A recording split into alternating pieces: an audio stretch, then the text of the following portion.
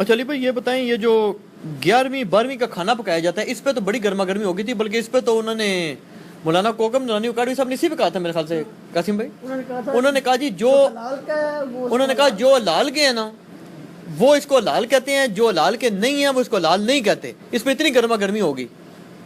دیکھیں جی، اس بول T V کے پروگرام میں 2 جملے انتہائی علماء کی لیے لمحہ فکری ہیں۔ ایک جو اہل حدیث عالم تھے، کیا نام ہے ان کا، خلیل الرحمان جاوید صاحب، خلیل الرحمان جاوید صاحب نے جو بریلویوں کے بارے میں کہا کہ ہندو جو ہیں وہ کھڑا کر کے پوچھتے ہیں اور بریلوی لٹا کے پوچھتے ہیں، یہ بالکل غلط جملہ بولا ہے۔ بریلوی پوچھتے نہیں، اگر کچھ جوہلا اس طرح کے کام کرتے ہیں تو یہ بالکل غلط ہے کہ ایک مکتبہ فکر کو آپ کیٹاگوریکلی اس طریقے سے کہیں۔ قبروں سے مانگنا غلط ہے، قبر کو پوچھتا ہے یا سجدہ کرنا چند جوہلا کرتے ہیں، ان کے علماء یا ان کی کتابیں تو اس کو آن نہیں کرتی ہیں، اور دعوت اسلامی والے میجورٹی ہیں، بتائیں یہ کون سے قبر کو سجدہ کرتے ہیں جا کے، یہ جملہ۔ اور دوسرے جو کوکب نورانی صاحب جن کے لیے بڑا مشہور ہے جی، میرے نبی پاک صلی اللہ علیہ وسلم، لوگ کہتے ہیں بڑے میٹھی میٹھی باتیں کرتے ہیں، پتہ چل گیا کتنے میٹھے ہیں۔ اتنی گندی بات کی ہے کہ کوکب نورانی کی اپنی اولاد یا اس کی بیوی یہ سنے تب وہ اس کو گھر میں نہ داخل ہونے دے، اور اس وقت بے شرم ہے وہ ڈاکٹر عامر لیاقت یزید، میں اس کو حسین تو کہتے ہیں، مولا حسین کا نام بھی نہیں اس کے ساتھ لینا چاہوں گا، کہ اس نے جو ہے نا اس کو ٹوکا بھی نہیں ہے، یہاں اس نے کہا جی خلیل صاحب میرے کہنے میں معافی مانگ دینا، بھائی کوکب نورانی سے کیوں نہیں معافی منگوائی؟ بیسیکلی مسئلہ یہ ہے کہ وہ دیکھتا ہے کہ پبلک ڈائنامکس کیا ہے، دونوں نے چھڑلیں چھوڑی ہیں، انتہائی یعنی آپ سمجھیں کہ غلیظ زبان استعمال کی ہے، دونوں کو اللہ سے بھی توبہ کرنی چاہیے، پبلک سے بھی معافی مانگنی چاہیے۔ خلیل صاحب نے تو پھر بھی تھوڑی بہت ڈھکے چھپے الفاظ میں کہا کہ میں معذرت کرتا ہوں، کوکب نورانی نے نہیں مانگی۔ تو یہ حلالی رامی، میں کوکب نورانی صاحب کو کہوں گا کہ مجھے بتائیں حلالی وہ ہیں جو چشتی رسول اللہ والی کتابیں چھاپ رہے ہیں حشت بہشت، حلالی وہ ہیں جو کشف المحجوب جس میں نبی علیہ السلام کا سکینڈل زید ابن حارثہ کی بیوی کے ساتھ لکھا ہے، 4.5 لاکھ لوگ یوٹیوب پہ صرف ایک چینل پہ وہ میرا کلپ خادم رضوی کو چیلنج آپ لکھیں، میں نے وہ دکھایا ہے۔ یہ لوگ حلالی ہیں جو یہ کتابیں چھاپ رہے ہیں اور ان بزرگوں کا دفاع کر رہے ہیں، ہم تو ان سے پوچھتے ہیں، کیونکہ سورہ القلم میں آیا نا بعد ذالک زنیم، یہ سناتے ہیں نا کہ جو گستاخ رسول ہے وہ اس کی اصل میں خطا ہوگی، وہ حرامی ہوگا، تو حرامی تو وہ ہیں کہ جنہوں نے گستاخانہ کتابیں چھاپی ہوئی ہیں، تو یہ ان کی ڈاکٹرائن میں ہم ان کو ساری دکھاتے ہیں، یہ ان کو کیوں نہیں حرامی کہتے؟ ان کتابیں چھاپنے والوں کو، کتابیں لکھنے والوں کو اپنے گھر کی خبر لے نا، تو دوگلی پالیسی انہوں نے کیوں بنائی ہوئی ہے؟ اور مفتی احمد جان خان نعیمی صاحب جال حق کے اندر انہوں نے نبی علیہ السلام کو شکاری کے ساتھ تشبیہ دی ہے نور و بشر والے مسئلے کے اندر، ان کو کیوں نہیں کہتے ہیں؟ چلو جی پرانی کتابیں تو میں حوالے دے چکا، کشف المحجوب، حشت بہشت، میں نے اس کے حوالے ویڈیو میں کیمرے میں دکھائے ہیں، آپ لکھیں علامہ خادم حسین رضوی کو اوپن چیلنج، میرا وہ کلپ کھل جائے گا، سارے گالی نکال رہے ہیں، جواب کوئی نہیں دے رہے، اور آپ کہہ رہے ہیں وہ کتابیں تبدیل ہو گئی ہیں، اچھا جی پھر میں تہاڈا مجدد ہاں جنہیں تو دسیا کتابیں تبدیل جے چھاپنیاں بند کرو نا، ساڑو نا انہوں اگر تبدیل ہو گئی ہیں۔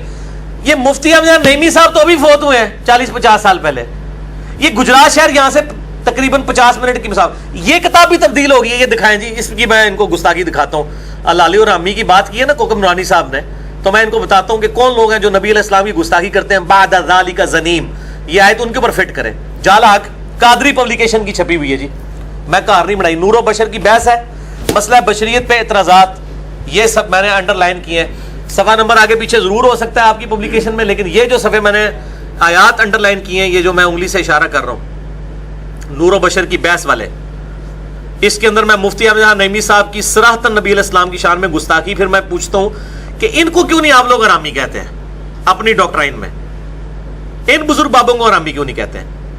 باقی سب کو آپ کہتے ہیں۔ اچھا لو سنیں جی، قل انما انا بشر مثلکم پہ اعتراض ہوا نا کہ جی یہ آپ لوگ آیت پیش کرتے ہیں نبی علیہ السلام بشر تھے، ظاہر ہے بشر تو سارے ہی مانتے ہیں، ہماری طرح بشر نہیں، نعوذ باللہ، یہ بھی بعض اوقات اہل حدیث سے بھی غلو ہو جاتا ہے، شان میں ہماری طرح نہیں ہے، ایز اے ہیومن اسپیشیز وہ انسان تھے۔ اس کا جواب دیتے ہوئے کہتے ہیں کہ قرآن میں جو آیت ہے نا کہ اے نبی تم فرما دو کہ میں تم جیسا بشر ہوں، وہ کہتے ہیں کہ دیکھیں، اور اللہ کی طرف سے خود وغالت کر رہے ہیں، اللہ طرف فرماتا ہے کہ اللہ کہتا ہے دیکھیں اے محبوب ہم تو آپ کو نہیں کہیں گے کہ آپ بشر ہیں، آپ خود ہی کہہ دیجئے، ہم تو کہیں گے وما ارسلناک الا رحمۃ للعالمین، ہم تو آپ کی شان بلند کریں گے، دیکھیں ہم آپ کو بشر نہیں کہنے کے، یعنی مراد یہ کہ گستاخی ہے یہ، تو آپ خود ہی اپنی زبان سے کہہ دیجئے۔ ایک یہ انہوں نے جواب دیا، اور پھر دوسرا لکھتے ہیں نیز اس آیت میں کفار سے خطاب ہے، چونکہ ہر چیز اپنی غیر جنس سے نفرت کرتی ہے، لہذا فرمایا گیا ہے اے کفار تم مجھ سے گھبراؤ نہیں، میں تمہاری جنس سے ہوں، یعنی بشر ہوں۔ شکاری جانوروں کی سی آواز نکال کر شکار کرتا ہے، کہتے ہیں جیسے شکار جو ہے نا، شکاری وہ جانور تتر بٹیر کی آواز نکال کے شکاری شکار کرتا نا، تتر کا اور بٹیر کا، اس طرح نبی صلی اللہ علیہ وسلم نے چونکہ کافروں کا شکار کرنا تھا تو آپ نے آواز ان جیسی نکالی، میں بھی تمہاری طرح کا انسان ہوں۔ استغفر اللہ، لعنت اللہ علی الکاذبین۔ نہیں اس میں علی بھائی ویسے اسے دیکھیں، نہیں کیا دیکھیں، نکلی بات؟ اس سے کفار کو اپنی طرف مائل کروانا مقصود ہے۔ اگر دیوبندی بھی کفار ہیں تو ان سے بھی یہ خطاب ہو سکتا ہے۔ دیکھیں اس سے مقصود یہ ہے کہ قرآن پاک میں آیا ہے کم از کم 2 دفعہ، سورۃ الفرقان کے اندر، سورہ بنی اسرائیل کے اندر، اے نبی صلی اللہ علیہ وسلم یہ دیکھو تمہارے لیے کتنی کتنی بری مثالیں بیان کرتے ہیں، یہ گمراہ ہو گئے اور اب راہ راست نہیں پا سکتے۔ یہ سورہ بنی اسرائیل کی آیت بھی ہے، اعوذ باللہ من الشیطان الرجیم، بسم اللہ الرحمن الرحیم، سورہ بنی اسرائیل 48، فرقان 9۔ انظر کیف ضربوا لک الامثال، اے محبوب بھلا دیکھو تو صحیح یہ تمہارے لیے کیسی کیسی مثالیں بیان کرتے ہیں۔ فضلوا، بس گمراہ ہوئے، فلا یستطیعون سبیلا، یہ اب ہدایت نہیں پا سکتے۔ نبی علیہ السلام کے لیے یہ مثال کیوں بیان کی مفتی احمد خان نعیمی نے؟ قرآن میں سورۃ البقرہ میں آیا کہ صحابہ کہتے تھے رائنا یا رسول اللہ، یا رسول اللہ ہماری رعایت کریں۔ یہودی اس کو بگاڑ کے کہتے تھے رائنا، اے ہمارے چرواہے۔ صحابہ کی کیا نیت تھی چرواہا کہنے کی؟ تو اللہ تعالیٰ نے تو کہا کہ اے صحابہ تم لا تقولوا رائنا، تم بھی نہ کہو رائنا بلکہ کہو قولوا انظرنا، اے نبی ہم پر نظر کرم فرمائے یا ہمارا انتظار فرمائے۔ جس الفاظ میں گستاخی ہو، صحابہ کی نیت بھی نہ ہو، اللہ کہتا ہے کہ وہ بیان نہ کرو۔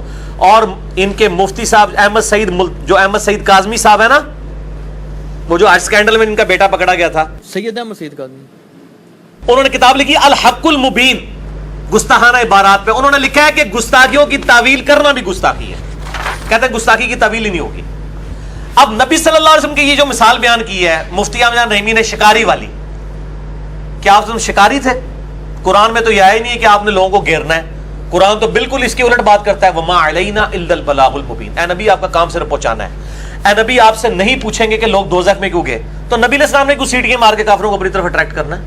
آپ تو صرف دائی بن کے آئے ہیں، سراجم منیرہ بن کے آئے ہیں، مبشر و نذیر بن کے آئے ہیں، آپ کا کام سیٹیاں مار کے لوگوں کو گھیرنا ہے ہی نہیں، نعوذ باللہ۔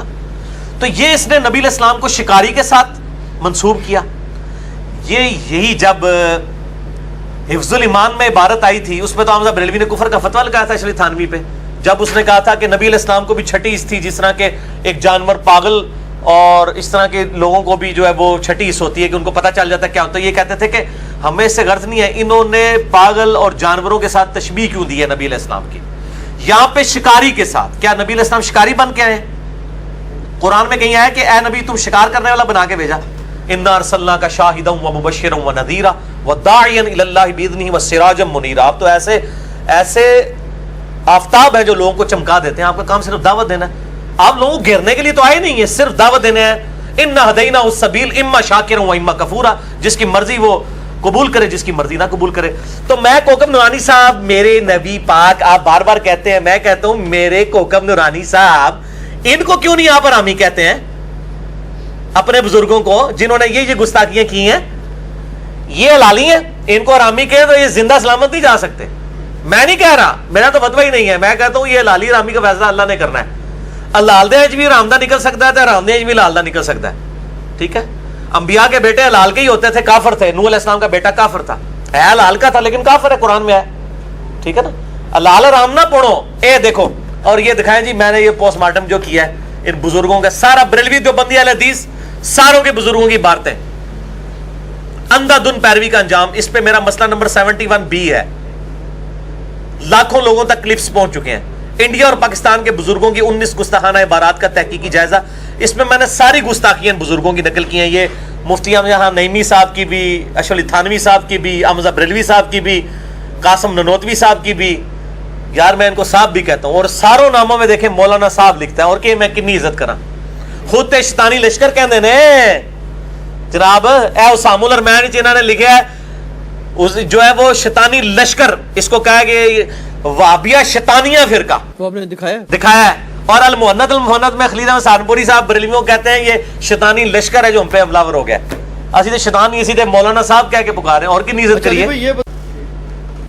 اچھا علی بھائی ایک اس پہ یہ اعتراض ہوتا ہے نا, وہ بعض اوقات یہ کہہ دیتے ہیں کہ جی جس بندے کی نیگیٹو مینٹلٹی ہو نا تو وہ, ہمارے علماء نے تو جناب ہزاروں لاکھوں صفحے لکھ دی ہیں, اس میں سے ایک لائن چن کے لے آتے ہیں جی ذہنی گندا بالکل صحیح مینٹلٹی ہے. ٹھیک ہے, ہم یہ کہتے ہیں اس کے جواب میں کہ دیوبندیوں نے ہزاروں صفحوں کی کتابیں لکھی, 2000 کتابوں کے مصنف ہیں اشرف علی تھانوی صاحب, تو یہ احمد بریلوی صاحب حفظ الایمان میں سے ڈھونڈ کے ایک عبارت کیوں لے آئے اس پڑیا کے اندر؟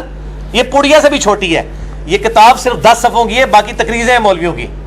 یہ جو پڑیا لکھی ہے احمد بریلوی نے حسام الرحمن, ڈھونڈ کے ہی لے کے آئے ہیں نا. یہ کیوں لے کے آئے ہیں؟ ان کی ذمہ دار. میں نے تو ایک کلپ چڑھا ہوا ہے اعلیٰ حضرت کے نامکمل مشن کی تکمیل. میں تو احمد بریلوی نے نامکمل مشن چھوڑا تھا کہ صرف دوسروں کے بزرگ بابے جو ہیں انہوں نے ننگے کیے تھے, میں نے ان کے بزرگ بابے بھی اور ان کی بھی غلط عبارتیں ننگی کر دی. تو ڈھونڈ کے ہی لے کے آئے نا. ٹھیک ہے, تو یہ ان کو ٹھیکہ ملا ہوا ہے. ان کو آج کل ٹھیکہ میرے کو ہے جناب, کیونکہ احمد بریلوی صاحب 1340 ہجری فوت ہو چکے ہیں, اے پائی چل رہے 1438 ہجری, اے انجینئر صاحب کا دور ہے, اتنے ٹھیکہ آج کل میرے کو ہے بھائی.